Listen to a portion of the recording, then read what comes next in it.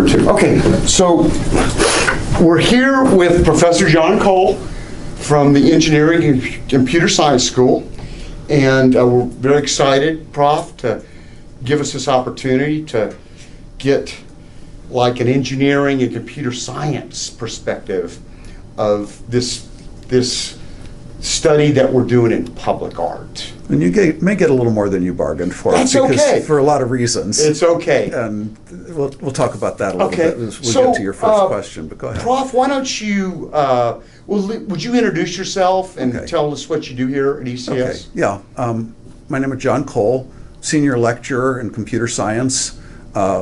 I have a couple of specialty areas. One is human-computer interactions, specifically mobile apps. I've written a whole bunch of mobile apps, nothing that I've sold, but probably 30 or 40 mobile apps over time. I also like embedded programming, which dovetails right into public art for a lot of reasons, and we'll talk about that in a minute. So my background and interest in public art. So about 20-something years ago, 1995 time frame, a couple of people I knew opened a glass blowing shop. Okay, so I have one piece that I made here. And so I got interested in that. And in terms of public art, I didn't do very much for a while. But I did build the controller for their glass annealing kilns, which was an embedded program with a good user interface. So that was fun. But in terms of public art then, in the Frisco Convention Center, there are two sculptures that group later did, or one of the split-off groups did.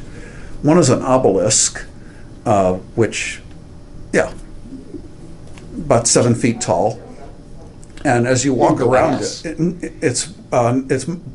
fused glass. So it's panels of fused glass on an aluminum frame. And inside there is a computer. And on the outside around the base there are motion sensors. And depending on how many people are standing around this piece of art and who they are and where they are, different lights come on inside that are LEDs controlled by the computer. It's a little embedded system called the BASIC stamp that was available about 12, 14 years ago when I first wrote this. And it's a public art installation. It was a lot of fun to write and build. Great working with Jim Bowman and his shop, which is in the Cedars now, south of downtown Dallas. Lots of fun. The other public installation that I blew a little bit of the glass for, although Jim and his real group did most of it, is also in the convention center. Huge glass sculpture of glass noodles that kind of look like flames coming up out of the center. Sweet. In the atrium for the convention center. So those are my two serious public art pieces. I can't claim credit for the creativity. I did all the electronics, none of the glass for the interactive one. We looked at doing a lot more interactive sculptures over time, and really, because Jim had gone to a convention in Japan where they were showing off some really spectacular stuff, but we never did any beyond that. I started looking at it as just toys to play with, and started on a glass sphere that had electronics in it that would pulse and so forth, and interact a little bit, and that was the extent of the last I did with it. It was a Christmas ornament that we broke off the top and put electronics in and like LEDs. Wow. But there's so much more you can do. I had no idea you had all this background in embedded art. That's amazing, Prof. So lots of fun stuff. And glass. So, I learned I'm an okay glass blower. This says HSHG 1998, so that was probably one of the last things I made in 98. And then the shop broke up, and I really never got back into it with either of the successor shops. I've gone back a couple times and I still remember how to do it well enough, but I never got really great at it because it was occasional weekend thing. But the embedded side of it, there's so much you can do with especially sensors. You know about Raspberry Pis? Do you know what they are? Yeah. And Arduino boards, Sure. right? Sure. I mean, this is powered by an Arduino, Yeah. right? This little robot. Yeah. So you could do all kinds of embedded art, interactive sculpture, show videos, make things move, sounds, all kinds of stuff. Do you think that bringing in chips and networking and digital interactivity, do you think that will be part of the public art space in the future? I don't see why it shouldn't. Why should art be? Here's the one of the problems with that kind of thing, though, is it requires power and it can wear out. Right. So the glass obelisk is going to be there forever. I don't know if the computer's still running because I haven't been there for 5 or 6 years, and it was. They specifically installed an electrical outlet in the floor so that it would keep running, but LEDs wear out, things like that. You know, so it's not as timeless as, say, a Greek sculpture, right? Sure. Or the But Chinese. it could be terracotta. updated, the hardware could be moved out. Yeah. I mean, I wouldn't do it the same way now based on the stuff that I have available, but when I was working then, I had BASIC and I had this program with a few K of memory. It was great. Perfect. Cool. But the sensors have gotten so much better. I used motion sensors that I ripped out of alarms that needed Clever. I had these little motion sensor alarm boxes that I found for $5 a piece on clearance, and I just figured out where the op amps tied into the sensor and where the outputs were, and then cut the board apart with a hacksaw and soldered my own connections and everything. Well, there's better ways of doing that now. I've got much better stuff available. The programs could be so much better.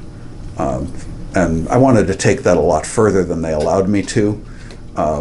What the guy actually paying for this, the guy who commissioned it, said he didn't want this to look like a Christmas tree. Well, dang, that was what I had in mind. So, you know, we could do all kinds of stuff. That must have been a great experience for you That was to fun. be able to use all your in-depth programming and systems engineering skills to do something kind of creative and collaborative. Yeah. Unusual for me, especially unusual doing art, and especially like art that involved technology, and especially art that was collaborative. You know, when you blow glass, you're working typically with a partner, though. You can. Is that right? I can't just work this myself. I need one other person to,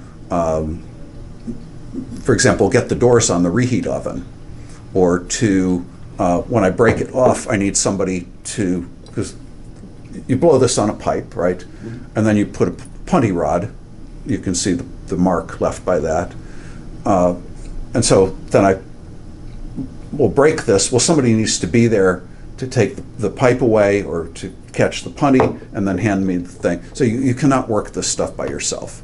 So it's always collaborative. Dale Chihuly has 6 or 7 people working this stuff for the size pieces he does. So it's not just him, it's him and 5 or 6 assistants. Yeah.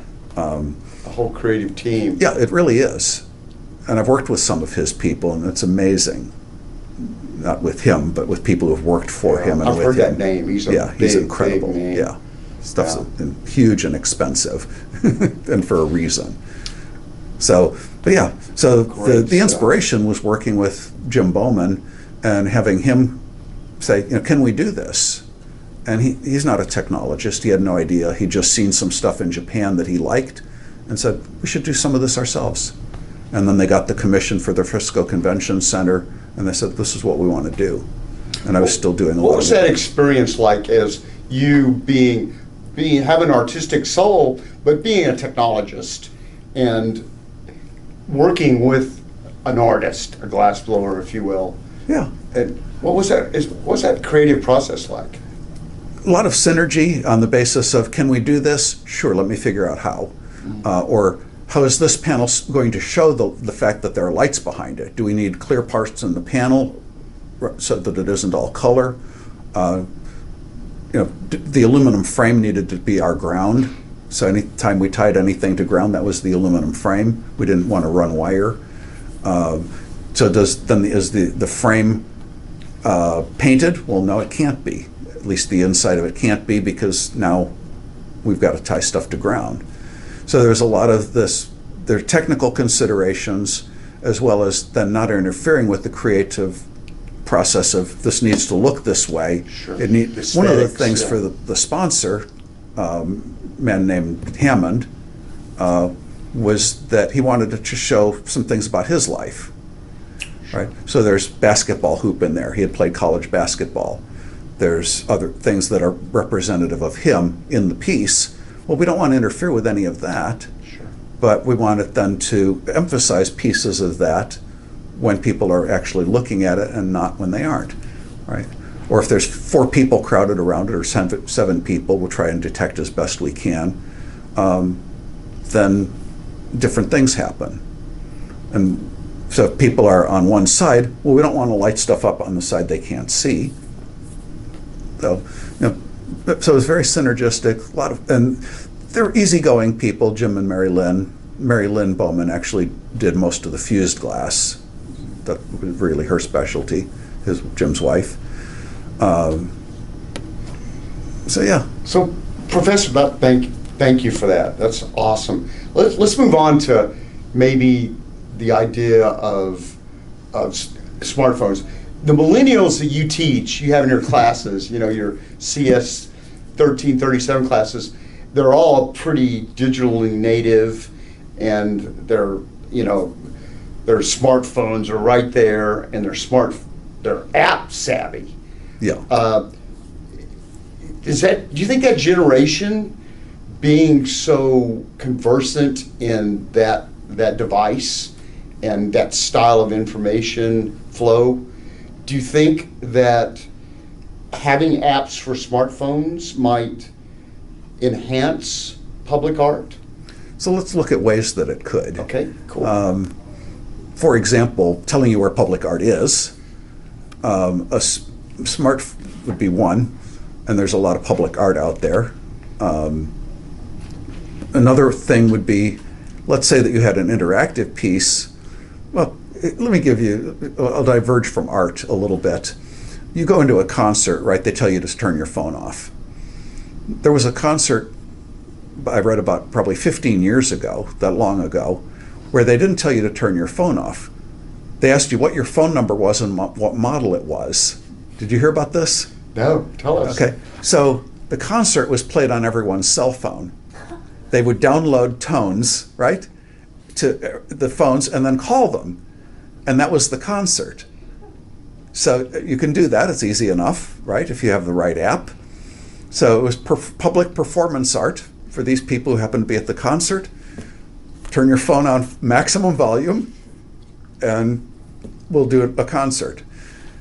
So something else, maybe if you have the right app and you're walking through, say, Dallas Museum of Art, is that if there's a piece that you come near, Bluetooth enabled piece, let's say, and you have the app says to the piece, well, do something interesting for me. So instead of you walking around the piece, maybe it rotates for you. Or maybe it starts lighting up its inside and starts doing something interesting. And when you walk away, well, okay, the Bluetooth signal is gone. Bluetooth is designed for 32 feet. It really ranges better than 32 feet, but that's the design spec. And so now nothing happens until the next person walks up. Or it could say, well, now they've got 3 signals, so now I should do something completely different. Or public art that uses video displays to do something. There was one in the art gallery here that did something like that I saw probably 6 or 7, 8 years ago, where there were just, it was hanging, it was paper mache, video displays, a couple of motors, some lights, and it would just do things. But it wasn't wireless enabled, it wasn't Bluetooth enabled, but you could certainly do that easily. The sensors have gotten so cheap, the Bluetooth has gotten so cheap, I'm paying like $8 for Bluetooth modules, right, that hook into the Arduino. Yeah. So very, very easy to do that kind of interactive, or even, so you walk up to the installation and it says, oh, I'm connected to this, I'll stream to you some explanation of what this is all about. Augmented reality. Augmented reality, or just, instead of having to carry around those silly headsets and press the play button, why not just do the whole thing automatically on your phone? Right? Very, very simple. And I realize that gets rid of the people who rent the headsets. It gets rid of the being able to charge extra to really understand the display. It gets rid of the uncomfortable headsets, though, which the last one of those I did was the Taj Mahal, actually. The Taj Mahal? The actual Taj Mahal. Wow. We got the headsets and so forth. In India, wow. In Agra, yeah. Cool. 2 summers ago. So, you could do all kinds of things with post or having NFC communication to explain things near field. Yeah. Almost all of these phones will read NFC. So there's a lot of things you could do. Awesome. And I'm going to open it up. Go ahead. Joyce, Wade, do you guys have any specific questions you'd like to ask Professor Cole? Just fire away. Because we are designing the user interface, so, but how to enhance the user experience about this? Yeah. Well, so, for example, I've seen, let me back up to glass. There was a restaurant in Dallas that had probably 20 or 30 Dale Chihuly pieces. Wow. Yeah, I know. Wow. Not a cheap restaurant. I went there twice before they closed. And the way they had them displayed was you sit in a booth and the ceiling over you has these pieces. So you can see the pieces looking up, but they also had mirrors mounted over them so you could see inside them. Let's say that instead of that, you had an app that would show you, as you pointed it at different pieces, they would show you different views of that piece. Or they would cause it to rotate, or they would cause lights to come on in it to show things through it, if it's glass. I have a little bias for glass because I've done so much of it. But any kind of art, or interactive sculptures were another good one, where the sculpture interacts with you, shows you different things depending upon, let's say, your body temperature. You could read that kind of thing, or reads things out to an app. So streams video to you about the piece or from the piece. And that's just, I think, scratching the surface. That's not even all that creative. So I gotta but ask. You could do it very easily. I gotta ask about smartphones. Yeah. Do you think that both the Apple and the Android platforms are going to survive going forward? They look like they will. They're different enough and both are good enough that I think they will survive. Apple has huge market share. It's an excellent product. I have an Android phone over here, but I have had a Apple phone. I liked it a lot. I just don't like their programming paradigm as well. I'd much rather program one of these. Interesting. Yeah. One thing, they charge you to get into the game, even if you're not going to, even if you're just writing for yourself. So as an app developer, you think that the Android development platform is superior to the Apple one? I like it better, what I know about it. Sure. Okay. That's why I ask. So, and again, I'm not expert in the Apple products. I am expert in Android products, you may not, your mileage may vary. Metal is in my Android app development class. One of the points you made earlier of using smartphone technology was to show where public art is. Yeah. And I think I remember hearing in the Pokemon Go phenomenon that a lot of museums and venues were actually picking up on Pokemon Go and using that as a branding. Yeah, as tool. a draw then. Yeah, as a draw. Right. And you could certainly do a lot more with that. Something else, this isn't really art, but for example, I was in Japan some years ago, and you go and walk in front of a restaurant, they have plastic food to show you what the dishes look like, right? And which is great because I don't read a word of Japanese. So, but I can look at it and say, oh, that looks good. I think I'll go in here. The visual sample. Yeah, exactly. Why not put that on my smartphone? I walk by the restaurant, my smartphone shows me, here's the wonderful things that we have in our restaurant, right? So, or, well, that's not what I'm up for today, right? So, because they know that people are going to be walking by who don't read Japanese. So, it's not art installation, but even if you do read Japanese, I think it would be a draw. Because now it's art for the body. One more Food. thing saying, here's a reason to come into our restaurant. Or here's a reason to come into this part of the gallery. Here's the kinds of things we're showing here. Here's the special exhibit rather than having to walk all over the gallery. Or here's the inspiration behind this piece, more explanation than you could possibly ever get just by looking at the piece. Maybe you're not supposed to do that. I don't know. I have a weird take. When I walk into like an art gallery, I look at the piece, painting especially, and then I read about it, whatever it says, and then I look at it again. My first inclination, though, is always to read about what it says about it rather than to look at the piece itself. I'm just that much keyed to reading stuff.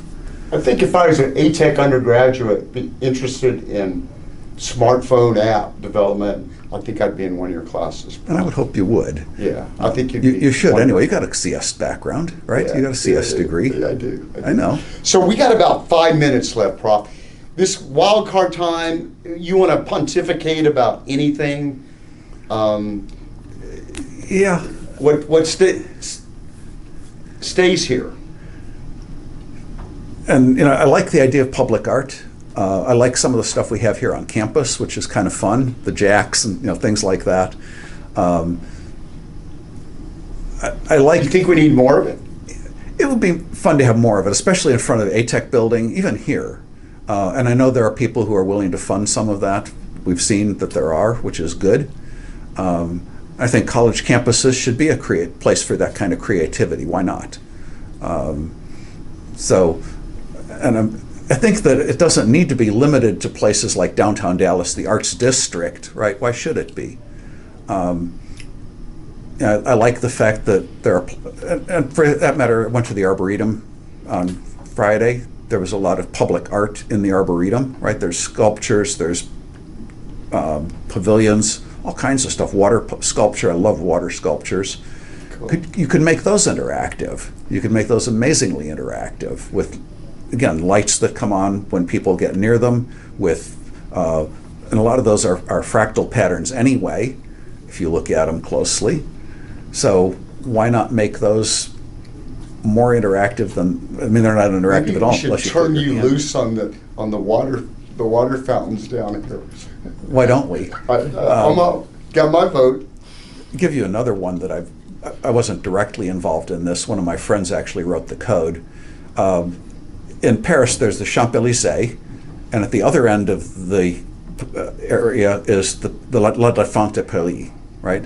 And there's a fountain with 76 jets in La Défense, and those jets are under computer control. Now, they're not interactive, but they are computer-controlled public art, and he wrote the code. And the UI for that, it's written in, I think, Object Pascal, no. It's written in C. It's written in C. It's written in C, using a library that lets him do a graphical interface. So he can draw and say, this jet is supposed to go up to 20 feet for 30 seconds. And then this jet is supposed to go up to 23 feet for 31 seconds, and so forth. So the program is highly interactive to do the designs of how that fountain looks, right?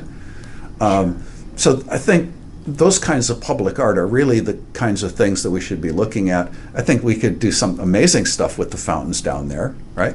Why not? And the controllers and so forth, not the actual pumps and so forth, but just the controllers cost under $1,000 for La Défense. And this is 25 years ago. Wow. Okay. Now the pumps and everything to actually do it, but it's amazing what you can control with a solid state relay. You all know what relays are? Okay. We'll figure it out. Well, a relay is basically an amplifier. So it takes a very small voltage and lets you control a very high voltage. So like if I want to turn on lights at my house, It's like a transformer, kind of? no, transformer changes the voltage. Okay. This is a switch, Okay. but it's a switch that's controlled by a voltage. So you pulse the relay goes. It's a trigger. It's a trigger, yeah, it's a switch. Electrical engineering 101. Yeah, and so like I have lights at my house that are controlled by relays. So I turn on a bit on a Raspberry Pi and the light comes on because it goes through a relay. You can't control enough voltage just with to light a light bulb, a 100-watt light bulb, but you can control the relay that then switches 110 volts AC. So that kind of thing to control public art. And again, through smartphones, you could easily write apps that would link through Bluetooth that would cause things to happen. Oh, I want to see this fountain do this. Tap, tap, tap. I've got the right app. Sends a Bluetooth signal, does it for you, right? So why not? Why not have interactive art that does these kinds of things? On that note, So I think, anything else, guys? Prof, thank you. Thank you so much. Well, thank you. This was has been fun. wonderful. And I knew you And- didn't know that I had the background in glass. No. As long as no, we've that known was- each other. No, no, and the whole 'Cause I embedded. never talk about it. It was incredible. So, and the embedded stuff has been a lot of fun. But it can interface embedded very easily to smartphones. Like I have on here a controller for this robot that talks to the robot through Bluetooth. And it's just a simple, dirt simple controller, but very easy to do. So yeah, why not? Why not? Thank you, But Professor. I want to see what Thank you so do. much. Thank you for being Thank patient. you. Oh, Yeah. sure.